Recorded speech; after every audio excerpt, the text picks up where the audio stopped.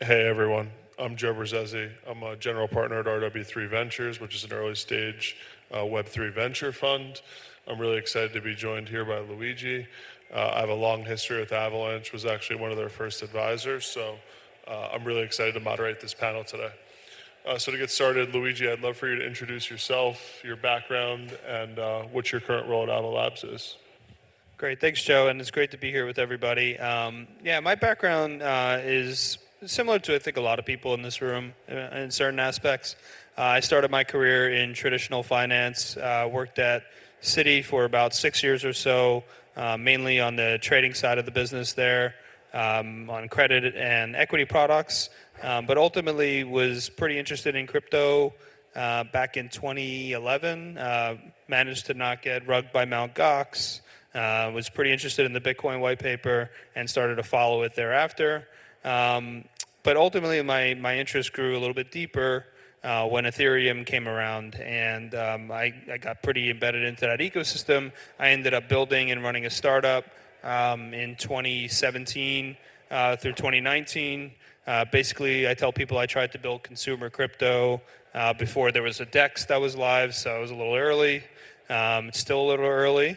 And I learned a lot through that process. I looked at different types of blockchains, looked into different type of scalability, privacy things, and I think through that process is where I really learned a lot about some of the issues of what one might encounter in building in this space.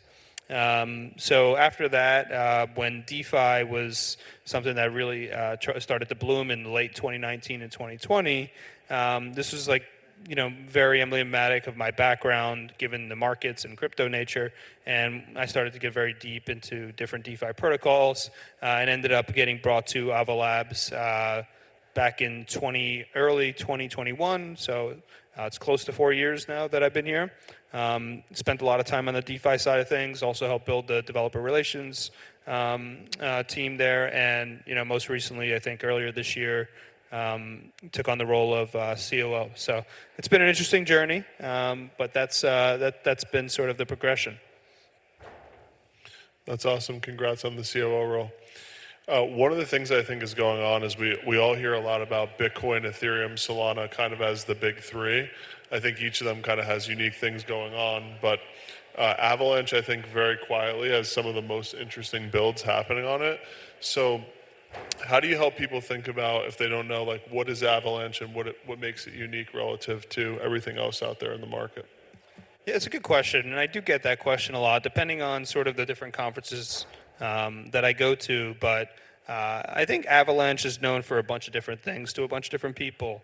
There's sort of this early 2020, 2019 crowd who knows all about the new consensus mechanism that it brought to market, the Avalanche consensus. And then there's another crowd in like 2021, 2022 that remembers a lot of the DeFi activity that was pretty prevalent on Avalanche. And then there's just a crowd that sort of hasn't really been indoctrinated with what's going on there. So I think just to give everybody a little bit of a sense, what Avalanche is building is basically a network of networks, basically a chain that allows anybody to deploy their own L1 blockchain to be interconnected, to be cheap, to be fast, and also have a public hub that anybody can connect to that has all the integrations, everything out of the box. So we're basically building a network that allows anybody to deploy their own chain with their own rules, with their own community. And with that, they get to save on some of the cost of what it takes to actually launch their own chain. So some of the things that might make sense in terms of depending on your how deep you are on a technical level, but Avalanche sort of allows any virtual machine to be deployed. So whether or not you want to build a chain that uses the Solana virtual machine, SVM, or the Ethereum virtual machine, the EVM, or the Move virtual machine, all those things can be built on this network as their own chains, but have native interoperability between them. They can all speak and communicate and send messages to each other. So it allows for this very clean architecture that simply just works. And we've had a number of different real-world use cases and different types of opportunities deployed on Avalanche the last few years that I think it has a little bit of a different flavor than what you're seeing in others in the space. So it's an interesting idea on the network of networks. I think we all live in a world where the thought process has been that blockchains are going to scale via L2s, at least within the Ethereum ecosystem. I mean, there's been tons of L2s deployed. There's a lot of hype around L2s. Why does someone launch an L1? I think this is like something a lot of people are curious about. If I was a brand new builder of a really interesting application, could be gaming or anything else, why would I launch an L1 on top of Avalanche rather than an L2 on top of Ethereum, for example? Yeah, it's a good question. If you really go back, it all started with L1s with Cosmos first, right? Cosmos has kind of been the one that's trailblazed a lot of the sort of, whether you want to call them app chains or, sort of purpose-built chains.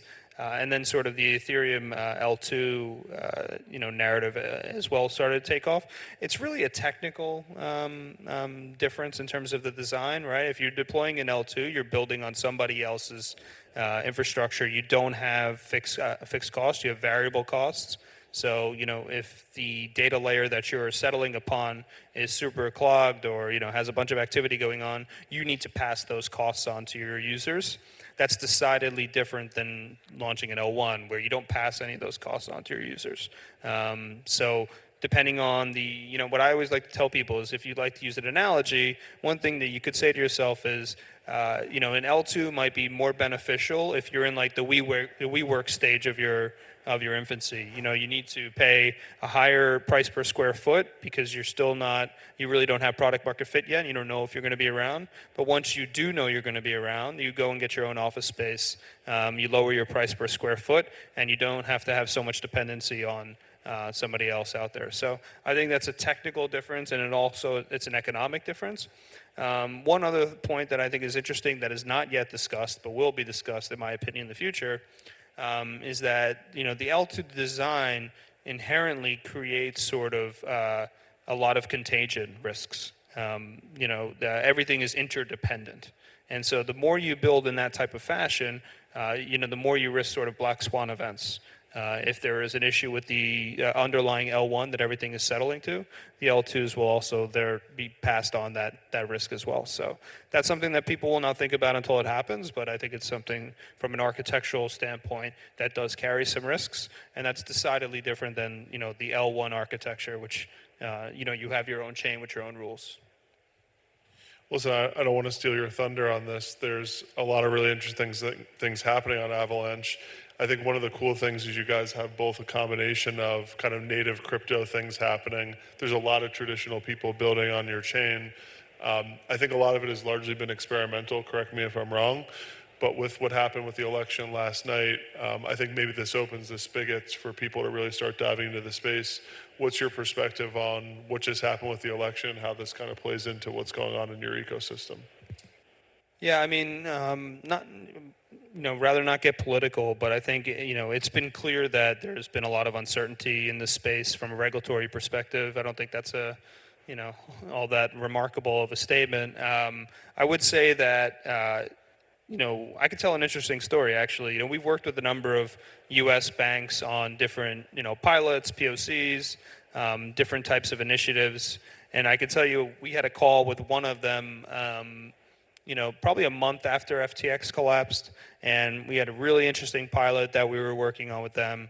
It was actually one that was slated to go into production, and ultimately they told us on the call a month after FTX that they were doing a full stop with everything. And, that's something that is tangible, right? You worked on something for a long time, you put resources, there's a lot of mental energy in something, and it just goes to a full stop. So, sometimes it could feel like it's rhetoric, but it's actually not. And I think the one thing out of this election that could be beneficial is that, hopefully it leads to some regulatory, clarity in some form or fashion. And I do think, because it looks like we're going to have, House, Senate, presidency that is generally aligned, there's a window to do something interesting. And when there's a window to do something interesting, a lot of these pilots and POCs turn into something that can become tangible. One of the biggest issues that we faced on the institutional side, for example, is a lot of these institutions weren't able to hold any crypto on their balance sheets. They're heavily penalized, even stable coins, right? That counts as crypto as well. And if you can't carry stablecoins, then you can't do any interesting cross-border stuff. You can't do and enter into the payment space, and that presents real challenges for getting this technology adopted as the next financial rails. So I would say I do expect this election to lead to an opening on the institutional side of things in particular, although I would caution that those things will take time. Outside of that, I'm really excited about a number of different verticals. We have a lot of success on the gaming side. Recently, there's been a game that went live on Avalanche in early October called Off the Grid. It's a PlayStation, Xbox, and PC game. I think right now it's almost at 10 million users that have been created there, and about I think, correct me if I'm wrong, but 700 to a million daily active users. And all those people are using crypto and don't even know it. They're owning their in-game assets. They're trading them. They're generating revenue for a gaming studio in a different way. And that's ultimately the most interesting thing that the space can do. Like, bring new forms of revenue to companies. That'll bring more, Web 2 and traditional parties to be interested in using the technology versus just, hey, here's some new operational infrastructure that you could use, rip and replace what you have. We need people to build new businesses. So that's been a really interesting use case on Avalanche, and I think there's a number of others that we can get into, but just to give a little bit of a flavor. I think the gaming example is really exciting. Can you highlight a few of the institutional partnerships you guys have? I think more than any other chain, you probably have more real institutions building on Avalanche than anyone. So what are a few that you're really proud of? Yeah, there's a number of ones. Last year at the Singapore FinTech Festival, we announced two. One with Citigroup, where they built a foreign exchange RFQ pilot, which basically sort of used a bunch of different, what were formerly called subnets, but are now called Avalanche L1s, to basically build an RFQ system. And if you think about it, and if you understand how traditional finance works on the trading side, most RFQ trades go through a platform like Bloomberg or Tradeweb, and they're simply just a middleware. And I think what this, ultimately tried to do is remove that, frankly. And so the disintermediation was one of the original theses of this technology, and that was a really good use case for that. On top of that, there was also a really interesting use case we did with JP Morgan and Apollo. It was called Crescendo, and it was basically doing alternative assets and creating those and tokenizing them and leading into a bunch of operational efficiencies that could be gained. More recently, actually last night, also at Singapore FinTech Festival, JP Morgan released an interesting paper that highlights a bunch of different privacy use cases. One of those is the new Ava Cloud use case that basically enables auditable but private transactions on a blockchain using an EVM and an ERC20 token. So basically, I can send you a token. You don't have to know my address. I don't have to know your address. But if we need to retroactively audit it, that can be done. That's new technology that's just being built that ultimately, in my opinion, these are the building blocks that are actually stopping some of the adoption on the payment side, on the institutional side. One of the biggest, I guess, complaints we've got on the institutional side has been privacy. Front running, not knowing somebody else's sort of trading flow. It's one thing to have sort of like an SDR where trades are posted after the fact. It's another for me to be able to monitor a mempool and understand what you're trading as my competitor, right? Like, that is not going to ever make it in traditional finance. So this type of privacy technology, in my opinion, is just is something that can unlock a lot of different use cases, whether or not on the retail and payment side and also on the institutional side. So I think now that we've set the stage for what is Avalanche, what are Avalanche L1s, who's building on it, why does it matter? There's a lot of talk about Avalanche9000, which I know was kind of the topic of this panel. So can you set the stage for the audience? What is Avalanche9000? Why are people excited about it? And kind of what are the core things that it's going to do for the ecosystem?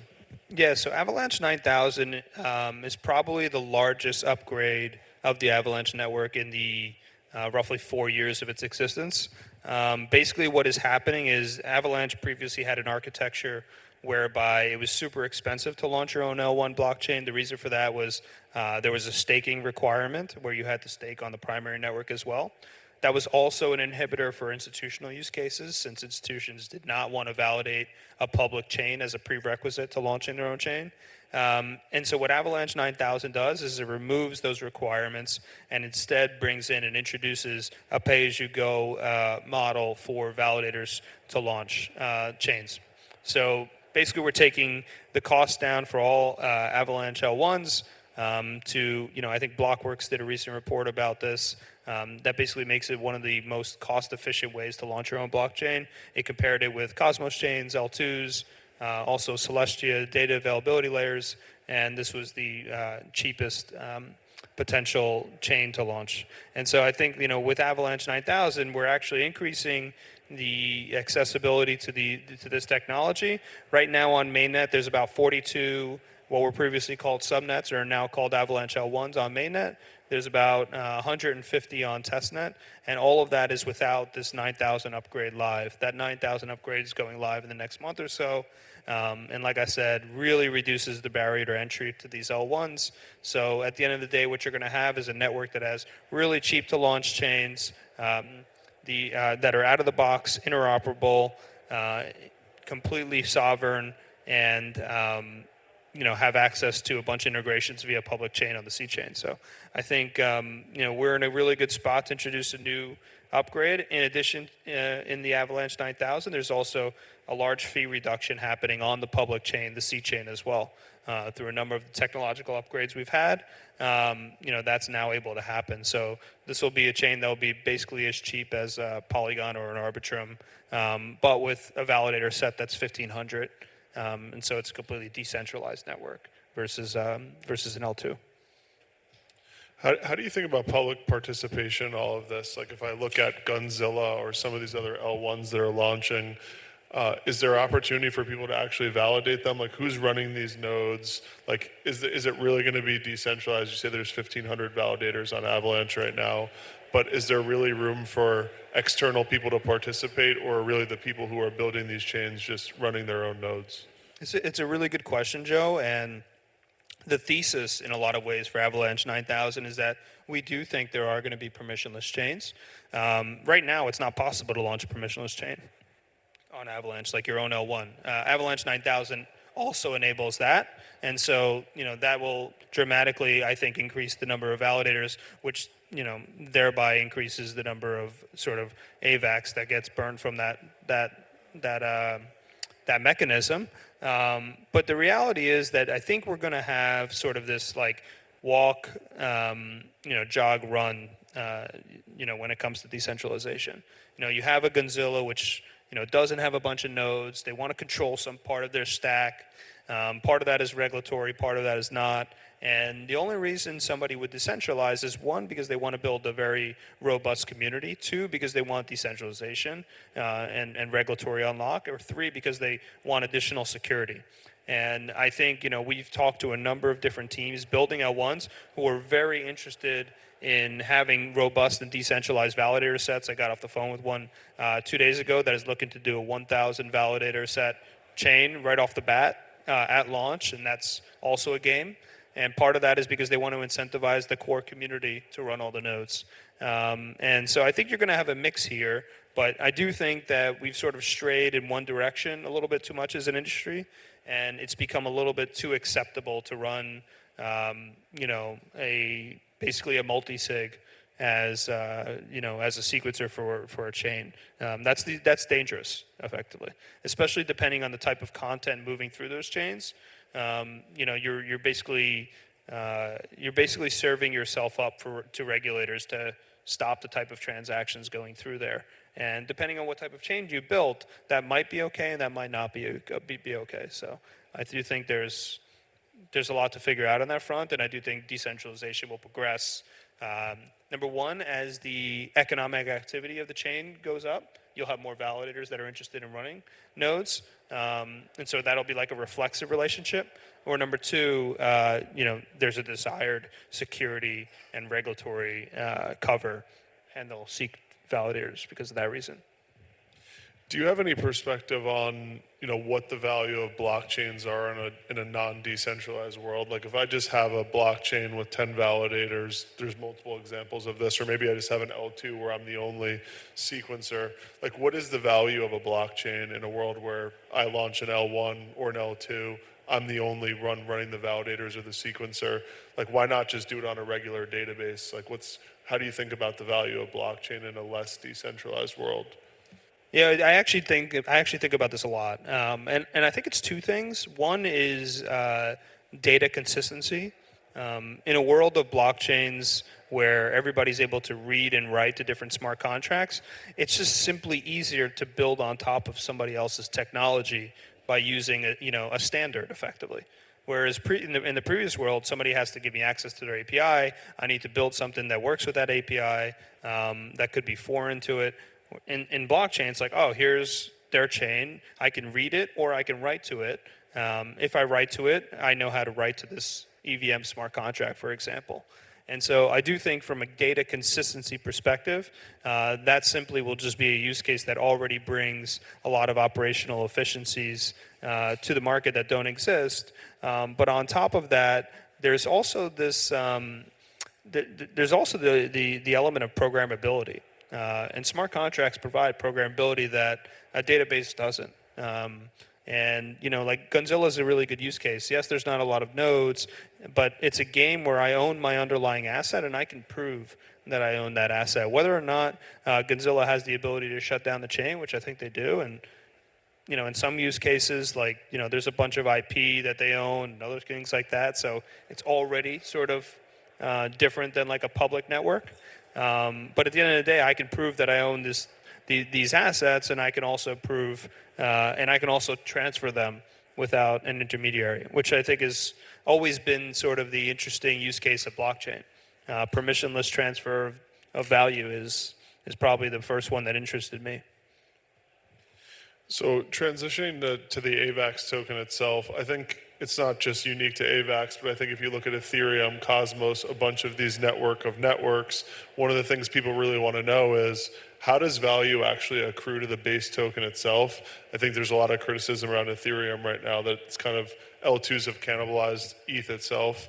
I think there's questions around AVAX, like even in a world where there's 1,000 of these permissionless L1s that launch on the tech stack, how does that actually benefit the AVAX token? So can you help the crowd kind of understand what is the relationship between Avalanche9000, the AVAX token itself, and ultimately, even in a world where there is a proliferation of L1s on top of Avalanche's tech stack, like how does that benefit the token itself, if at all? Well, this is I can give some broad thoughts that are, I think, objective, and obviously not financial advice in any way. But I'll start with Ethereum. I think it's an interesting one. ETH was basically a DeFi chain for most of its life cycle, and because it was a DeFi chain, it was validators were able to capture a bunch of MEV, burn a bunch of fees. Each transaction had a bunch of content in it, and when transactions have content, there's the ability or the desire for people to bid up block space to arb that out. And when you do that, you generate a lot of fees. But the scaling model for Ethereum is one that removes the content completely and puts it on the L2 layer. So instead, all that MEV and all that content actually is extracted by the sequencer by itself, frankly, and all Ethereum gets is data fee, and data is the most commoditized part of the stack. So from like a short-term perspective, if you're just taking a view at that, you would say, okay, like this is definitely bearish for the short-term fee generation for this chain. At the same time, if you take a longer-term perspective, I think it was clear that the view was that they would not be able to house a bunch of activity on this one L1 chain. And so therefore it wasn't sustainable. And, in order to build an ecosystem around what they wanted to do, they went down the L2 roadmap, which does generate fees, very small ones albeit.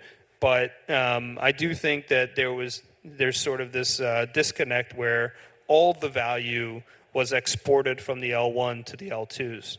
right? Because if you think about it, let's say you keep a DeFi ecosystem on Ethereum mainnet, you're basically making it any time that Ethereum gets saturated, every L2's fees go up. And if that happens, like you're sort of building a broken system from scratch. And I think that's a challenge, and that's a challenge that they're sort of going through right now. If we want to take that deeper into to other networks, it really goes into sort of what is your thesis about MEV long term? Will MEV be abstracted by the application layer? If so, that's pretty bearish for Solana, right? Because then right now, like that's their fee capture model. So as you sort of have this model where applications will naturally reduce that MEV by abstracting some of that stuff away, then that current narrative that's winning will also sort of like die down. And so for AVAX, for Avalanche, it's kind of both, frankly, especially after Avalanche9000. You have this public permissionless network in the C chain that very much wants to act as a permissionless network, DeFi, consumer crypto, basically startup chain, et cetera, and try to generate MEV and fees. But then you also have the ability to generate passive fee from all the L1s. Every single validator of every single L1 pays a continuous fee to the primary network, albeit a small one. And so you kind of have this dual fee structure that is like part Ethereum, part Solana, that I think is really interesting and is one that's built for a very long-term perspective, but also can capture some of the really juicy fee returns when you have like let's call it a late 2023 moment in crypto, where everything kind of goes crazy on chain. There's a bunch of inscriptions and people are bidding up block space like crazy. So we're coming up on 2 minutes left. I think you're in a really unique position. You're the COO of a top 7 layer 1 blockchain. You guys are clearly working on some really innovative things with a lot of really interesting partners. What's a unique insight you think you have, given your position in this industry, that you want to share with the audience? Like, what's something you're thinking about? What's something you care about? What's a thought you have that you think you have that's unique from your perspective? That's a good question. So I think when you've been in this space for a while, a lot of times it can feel like nothing's happening. And you can feel like there's not been a lot of progress. But when you take a step back, and like sometimes I do this myself, and I'm like, okay, it's 2024. In 2020, like the first DeFi app basically launched. Okay, so 4 years, we basically built the whole DeFi economy. Now you have JP Morgan, which has Onyx, using DeFi apps to settle $1 billion a day in tri-party repo. Okay, that's a real use case. That's pretty cool. You also have stable coins like Tether, for example, which are one of the largest holders of treasuries worldwide. So it's like, okay, you take a step back, and there's actually things happening here. But the one thing this space is going to have to reckon with in particular, and it's something that happens much more in bull markets than bear markets, it's going to have to sort of do a better job of capital allocation. Frankly, there's a lot of shitty projects in the space that garner a lot of capital.